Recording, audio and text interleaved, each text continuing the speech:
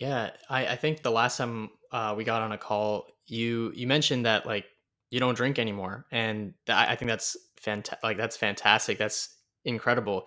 Um, so how is that? How has Bonbuzz kind of shaped your lifestyle since?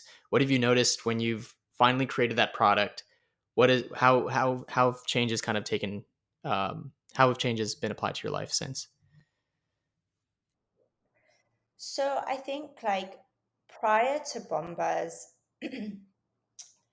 I really struggled with feeling normal in social, like in the bar setting or the restaurant setting when my friends would be having wine and cocktails and whatever kind of aperitifs, and I would literally have soda water or soda or there aren't that, or a virgin mocktail which is full of sugar and has like nothing that, and like if I'm not drinking, I don't want to just drink sugar, like, or consume sugar. I think that so much of Bombas as a brand, generally speaking, is about normalizing a different way to drink, and we're not for the non-drinkers. Like I'm sober curious, but I experiment with psychedelics and I'll try, natural wines, which, because I think that there's a lot of amazing innovation happening in these things. But yeah, I'm sober curious. And I think whilst going through the journey of, okay, how do I interact in my social circles being sober curious? And like feeling like I was part of part of the party, but not being the party, which tends to happen when I drink. I'm the wild child. So anyway, Bomba. I mean, I feel like you just graduated, so that's more acceptable. But still, it's like how it affects you. And I think for me, it was like realizing that I am a wild child, but without drinking, I just have like ownership of who I am and what I do at any given moment. And that wasn't the case when I was drinking. I was living in shame and regret, and so what Bombas allows me to do is be like kind of proud of the stance that I'm taking, whether I'm having a Bombas and you know trying a wine after, or whether I'm just drinking Bombas all night. I think like what is really important is to understand like what works for you, and that there are other, like, if drinking doesn't work for you, then there are other options that can help you feel good, without the deleterious effects of alcohol, and that there's a community around it. I think, that's kind of a lot of what Bombas like represents for me.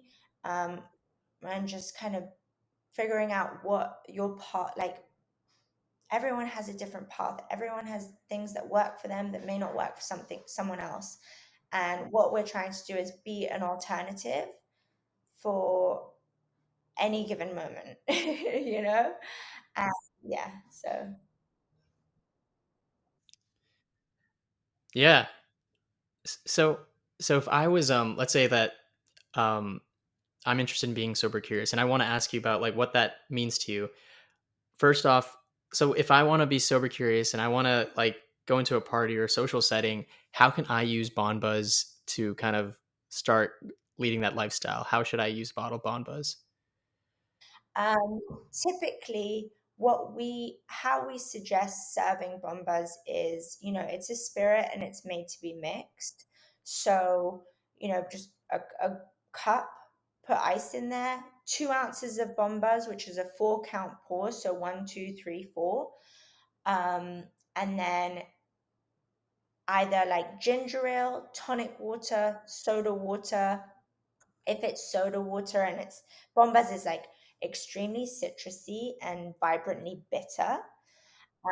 So if you like a sweeter, like if you have a sweeter palate and you like a sweeter cocktail, we always encourage with the soda water mix to add agave. I think ginger ale and tonic water have enough, sugar in them, but enough sweetness. But and then like you can garnish it with whatever you want: rosemary sprig, a peel of grapefruit, a peel of blood orange, lime. With the advent of this like non-alcoholic beverage or alcohol-free beverage scene, we're starting to see, um, for example, Bonbuz sits in the alcohol section of these boutique specialty stores. And I think like that's exactly where we want to be. And that, it's up to us and the brands that are pioneering this landscape to commercialize and show people that we are an alcohol alternative. And so, kind of sitting in that section will allow people to feel more normal about whatever their choice is, and that we're not a drink for non-drinkers. We're a drink for people who do drink alcohol and want an alternative too. So I think as this category grows, we will have people feel more comfortable with the decisions that they're making. Going to a bar and being able to order a buzz and tonic, is like it's that kind of thing that will help